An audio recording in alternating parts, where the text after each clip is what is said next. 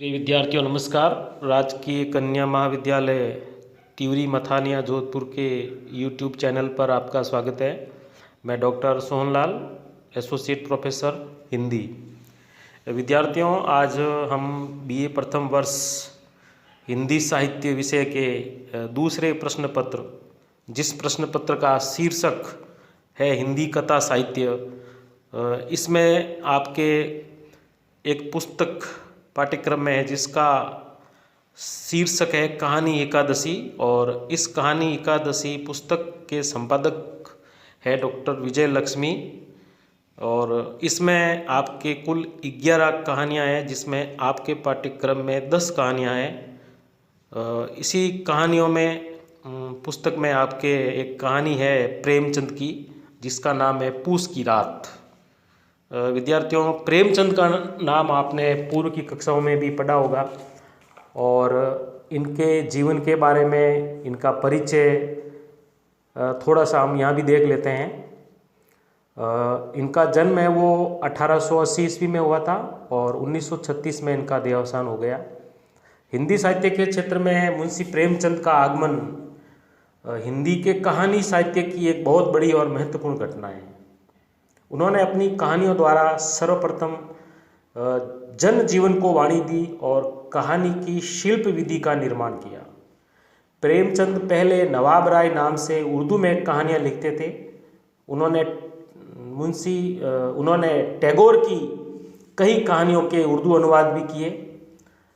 कई मौलिक कहानियाँ इन्होंने उर्दू में लिखी, जो कानपुर से प्रकाशित जमाना और इंडियन प्रेस इलाहाबाद के अदीब नामक पत्रों में प्रकाशित हुई। उनका पहला उर्दू कहानी संग्रह, जिसका नाम था सोजे वतन, सन 1907 ईस्वी में छपा। इनकी कहानियाँ राष्ट्रीय भावना से ओतप्रोत हैं। बाद में बस्ती के तहसीलदार मनन द्विवेदी गजपुरी की प्रेरणा से नवाब राय की जगह प्रेमचंद नाम से हिंदी में कहानियाँ लिखना इन्होंने शुरू किया, और तब से वे बराबर कहानियाँ लिखते रहे। उन्होंने लगभग 300 कहानियाँ लिखी और उनके कई संग्रह प्रकाशित हुए। इनकी लगभग सभी कहानियों का संग्रह मानसरोवर नाम से 8 भागों में सरस्वती प्रेस वाराणसी से प्रकाशित हुआ है। प्रेमचंद ने घटना प्रधान और चरित्र प्रधान कहानियाँ लिखी। उनकी चरित्र प्रधान कहानियाँ मनोविज्ञान प्रधान न होकर सामाजिकता प्रधान है। वे अपनी कहानियों में सामयिक, सामाजिक और राजनीतिक समस्याओं का सफल चित्रण करने में सफल रहे। प्रेमचंद के साहित्य का मुख्य स्वर या विषय है समाज सुधार। साहित्य का उद्देश्य केवल मनोरंजन ही नहीं, सामाजिक सौदेश्यता भी है। यही बात उनकी कहानियों पर पूर्णतः लागू होती है। उनकी कहानियों में समाज के निम्न वर्ग के अत्यंत सजीव चित्रों के साथ साथ बुंदेलखंड के वीरतापूर्ण जीवन और ऐतिहासिक घटनाओं का सजीव चित्रण हुआ है। इनमें मानव जीवन की प्रकृति की मार्मिक अभिव्यक्ति मिलती है। प्रेमचंद की कहानियों में समाज की कुरीतियों और राजनीतिक उथल पुथल, किसानों की दयनीय दशा, सामाजिक रूढ़ियों के बंधनों में तड़पती नारी की वेदना का भी मार्मिक चित्रण मिलता है। उनकी कई ऐसी कहानियाँ भी हैं जिसमें दलितों और शोषितों की दयनीय स्थिति एवं उनकी पीड़ा भी पाठक अनुभव कर सकते हैं। ऐसी कहानियाँ केवल संवेदना और करुणा ही नहीं जगाती, अपितु पाठक को शुभ और आदर्श की ओर भी प्रेरित करती है। अपने आरंभिक जीवन में वे गांधी जिससे बहुत प्रभावित रहे, तथा आरंभिक कहानियों में आदर्शवाद की प्रधानता मिलेगी, परंतु धीरे धीरे वे आदर्शवाद से यथार्थवाद की ओर मुड़ गए। कहानी कफन और पूस की रात जैसी कहानियों में वे यथार्थवाद की ओर झुके हुए ही दिखाई देते हैं। विद्यार्थियों, यथार्थवाद का अर्थ होता है जो वास्तव में है उसका चित्रण। प्रेमचंद ने कहानियाँ अत्यंत सरल और सहज शैली में लिखी हैं, और कहानियों की भाषा अत्यंत सजीव और पारदर्शी है। भाषा में सामान्य बोलचाल और उर्दू भाषा के शब्दों का भी सुंदर प्रयोग प्रभावशाली बन पड़ा है। कहीं कहीं मुहावरे और लोकोक्तियों का प्रयोग भी उनकी भाषा को अलंकारिक बनाने में सहयोगी सिद्ध हुई है। पूस की रात आपकी जो कहानी है, इस कहानी में जो प्रमुख पात्र है वो है किसान, जिसका नाम है हल्कू। तो कहानी की कथा वस्तु एक किसान के जीवन से संबंधित है और इस कहानी का जो प्रमुख पात्र है वो हल्कू है। हल्कू एक गरीब किसान है तथा कर्ज से दबा हुआ है। लगातार हो रहे शोषण से उसका खेती करने से विश्वास उठ जाता है। कहानी में स्वतंत्रता प्राप्ति से पूर्व किसानों की जो दशा थी उसका परिवेश कैसा था, इसका विश्लेषण आप कहानी पढ़कर कर सकते हैं। ये कहानी यथार्थवादी है और इसमें भाषा सरल और बोलचाल की है तथा इसके संवाद स्वाभाविक है। विद्यार्थियों, हम इस कहानी को पढ़ करके इस कहानी का जो मूल संदेश, उद्देश्य या जिसे हम प्रतिपाद्य भी कह सकते हैं, उसके बारे में भी चर्चा करते हैं। रचना, कोई भी रचना लेखक किसी न किसी उद्देश्य से प्रेरित होकर करता है और जिस उद्देश्य से प्रेरित होकर रचना करता है वही कहानी का प्रतिपाद्य या उद्देश्य कहलाता है। पूस की रात कहानी को आपने ध्यानपूर्वक पढ़ा होगा।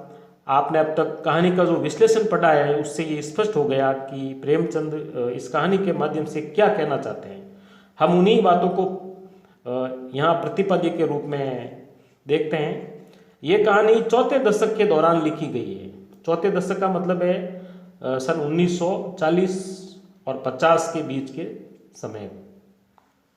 उस समय भारत स्वतंत्र नहीं था और यहाँ की जनता है वो स्वतंत्रता प्राप्ति के लिए संघर्ष कर रही थी और इस संघर्ष में किसान और मजदूर जनता भी शामिल थी। किसान सिर्फ देश की स्वतंत्रता के लिए संघर्ष नहीं कर रहे थे वरन अपने अधिकारों के लिए भी संघर्ष कर रहे थे। उस जमाने में जमींदारी प्रथा प्रचलित थी। किसानों को अपनी उपज का बड़ा भाग लगान और माल गुजारी में चुकाना पड़ता था। इस कारण उन्हें अपना जीवन यापन करने के लिए महाजनों और जमींदारों से ऋण लेना पड़ता था। चूँकि अधिकांश किसान जनता अशिक्षित थी इसलिए जमींदार तथा महाजन कर्ज पर मनमाना ब्याज वसूलते थे। एक बार जब कोई किसान कर्ज के चक्कर में फंस जाता था तो वो फिर आसानी से छूट नहीं पाता था। हल्कू भी इसी स्थिति से सामना करता है। प्रेमचंद ने इस कहानी में किसानों की इस अवस्था का चित्रण नहीं किया बल्कि ये यथार्थ तो कहानी की पृष्ठभूमि में मौजूद रहे। लेकिन असली सवाल इसके बाद पैदा होता है, इस शोषण के चक्र में फंसा हुआ किसान क्या करे। कहानी का विषय यही है। हल्कू भी शोषण के उसी चक्र में फंसा हुआ है। यहाँ तक अपना और अपने परिवार का वो भरण पोषण करने के लिए मजदूरी भी करनी पड़ती है। लेकिन मजदूरी से मिले पैसे में से अगर घर परिवार की ज़रूरत के लिए कुछ पैसे भी बचाता है, जैसे कि कहानी में सिर्फ 3 रुपये है, तो वह भी महाजन ले लेता है। ऐसे में किसान क्या करे? आखिर वह किसानी से क्यों चिपका रहे? ये प्रश्न सभी के मन में आता है कि हल्कू किसानी का कार्य करने के बाद और मजदूरी करता है तो भी उसके पैसे महाजन ले लेता है।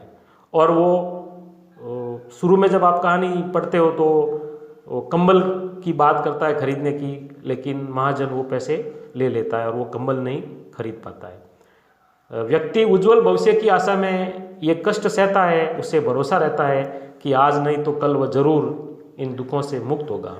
हल्कू के जीवन में वह आशा नहीं रही। वह सोचता है कि ऐसा क्यों है कि मेहनत करने वाले भूखे मरते हैं और उनकी मेहनत को छीनने वाले मौज करते हैं। उसके पास इसका बना बनाया जवाब भी है। यह सब भाग्य का खेल है। जिस स्थिति में वह जी रहा है उसमें वह इससे अधिक दूर तक सोच भी नहीं सकता। लेकिन भाग्य का खेल मानने से शोषण से मुक्ति नहीं मिल सकती। हाँ, ये जरूर है कि व्यक्ति नकारात्मक दिशा में सोचना शुरू कर दे, जैसा कि हल्कू सोचता है और जो मुन्ने की बातों में व्यक्त हुआ है। हल्कू का किसानी पर से विश्वास उठ जाता है, यानी वो खेती का कार्य करना तो चाहता है लेकिन उसका विश्वास उठ जाता है। वह अपनी ही आंखों के सामने अपने खेत की उपज को नील गायों के द्वारा नष्ट होते हुए देखता है और चादर ओढ़े लेटा रहता है। उसे खेत के नष्ट हो जाने का दुख नहीं है, बल्कि इस बात की खुशी है कि अब उसे ठंडी रातों में खेत पर सोना नहीं पड़ेगा। यह शोषण से पीड़ित किसान की वह मानसिकता है जहां उसमें उज्जवल भविष्य की आशा बिल्कुल समाप्त हो गई है। भाग्यवाद ने उसे और अधिक निष्क्रिय बना दिया है। ऐसे में ये कहानी एक चेतावनी की तरह हमारे सामने आती है कि क्या शोषण का चक्र यूं ही चलता रहेगा?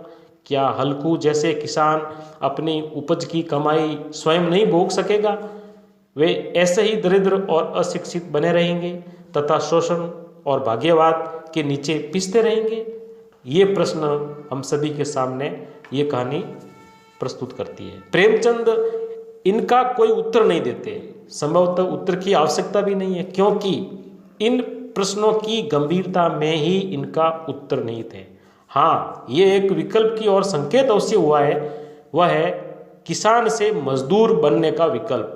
यानी कि हल्कू किसानी का कार्य छोड़ करके वो मजदूर बनने का विकल्प दिमाग में रखता है। ये विकल्प भी विवशता के कारण सामने आता है, जो कि प्रेमचंद का आदर्श नहीं होकर सामाजिक यथार्थ का ही एक ढंग है।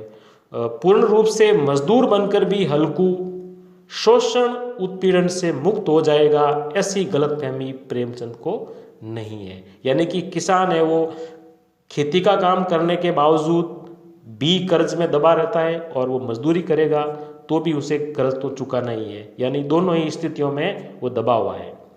प्रेमचंद ने ग्रामीण जीवन पर कई उपन्यास और कहानियाँ लिखी है। उनको किसान जीवन का महान चितेरा भी कहा जाता है। उन्होंने किसानों के जीवन के प्रत्येक पक्ष को अपनी रचनाओं का विषय बनाया। इन रचनाओं में उनकी सहानुभूति गरीब और मेहनतकश किसानों के साथ है, किंतु वे किसानों के जीवन में व्यापक नकारात्मक पक्षों को भी उजागर करते हैं। आरंभ में प्रेमचंद अपनी रचनाओं में कोई न कोई आदर्शवादी हल पेश करते थे, लेकिन बाद में उनका ये आदर्शवाद है वो यथार्थवाद में बदल जाता है और वे मानते हैं कि किसी समस्या का कोई कृत्रिम हल पेश करने के बजाय उसे पूरी तीव्रता और ईमानदारी से प्रस्तुत करना ही रचनाकार के लिए पर्याप्त है। और ये कहानी इस दृष्टि का प्रतिनिधित्व करती है। अब थोड़ी सी बात करते हैं कहानी के शीर्षक पर, कि कहानी का शीर्षक पूस की रात क्यों है। तो कहानी का शीर्षक कहानी के मूल प्रतिपाद्य को, उसकी कथा वस्तु को, उसके चरित्र को व्यक्त करने वाला होता है। और इस कहानी के कथ्य का मुख्य भाग पोष की एक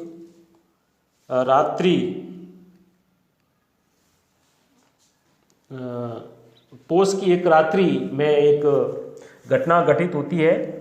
कहानी का आरंभ उस कंबल की चर्चा से होता है जिसे खरीदने के लिए हल्कू ने बड़ी मुश्किल से 3 रुपये बचाए, किंतु वे रुपये भी उसे महाजन को देने पड़ते हैं।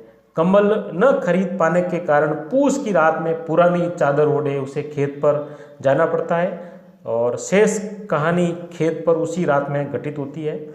पूस की ये रात ठंडी है, ये रात प्रतीकात्मक भी है। किसान के जीवन के अंधेरे की तरह ये भी अंधेरी रात है। आशा का अलाव कब का बुझ चुका है, लेकिन सक्रियता की आँच भी नहीं बची है। परिणामतः खेत अर्थात जीवन की फसल नील गायें, जो कि शोषक का प्रतीक है, खा जाती है, लेकिन वह भाग्य के चक्र में बंधा हुआ बैठा रहता है। पूस की रात निराशा और अंधकार की ऐसी ही रात है जिसे यह शीर्षक पूरी तरह व्यक्त करता है। तो विद्यार्थियों, इस प्रकार आज आपने पूस की रात कहानी का जो मूल प्रतिपाद्य है उसकी संक्षिप्त कथा वस्तु को आपने पढ़ा, और इस कहानी को पढ़ करके हम किसानों के जीवन के बारे में, जो उस समय जो किसानों की दशा थी, उसका विश्लेषण कर सकते हैं। और आज के प्रसंग में भी ये कहानी किसानों के जीवन से संबंधित जो घटनाएं आप अखबारों में पढ़ते हैं, समाचारों में भी आप देखते हैं, कहीं न कहीं किसान आज भी कर्ज की समस्या से दबा हुआ है। जो वास्तव में खेत में खड़ा रह कर के जो किसान का कार्य करते हैं, उनका यथार्थ में जीवन आज भी शोषण और कर्ज में दबा हुआ है। ये कहानी किसी न किसी रूप में आज भी प्रासंगिकता अपनी रखती है। विद्यार्थियों, अगले कालांश में हम अपने दूसरी कहानी है गुंडा, इसकी समीक्षा करेंगे। धन्यवाद।